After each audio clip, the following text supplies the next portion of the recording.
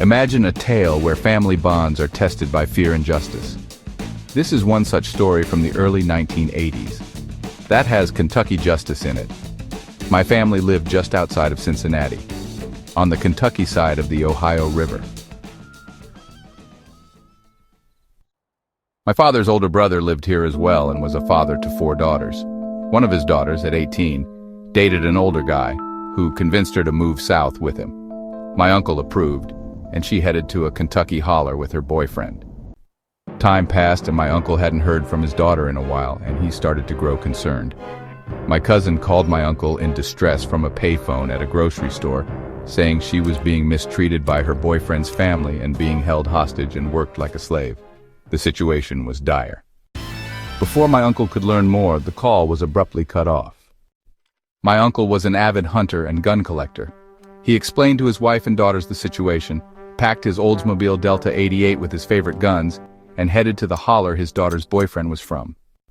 He was going down in hillbilly country where there were no street names, just dirt roads and family farms. By the time he found their farmhouse, it was night.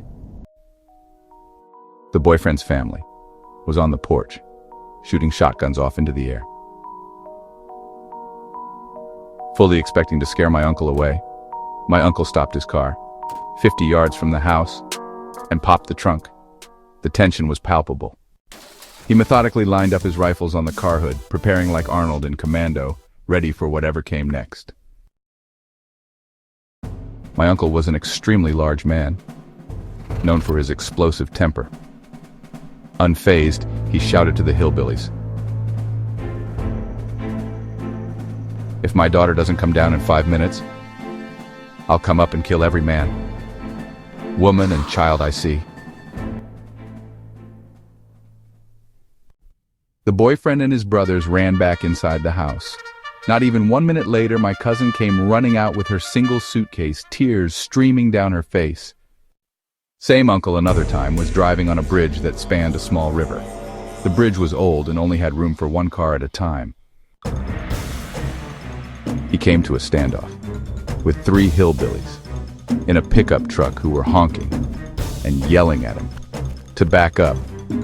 My uncle, ever stubborn, refused, and instead got out of his car, figuring he'd show them how big he was and they'd change their tune.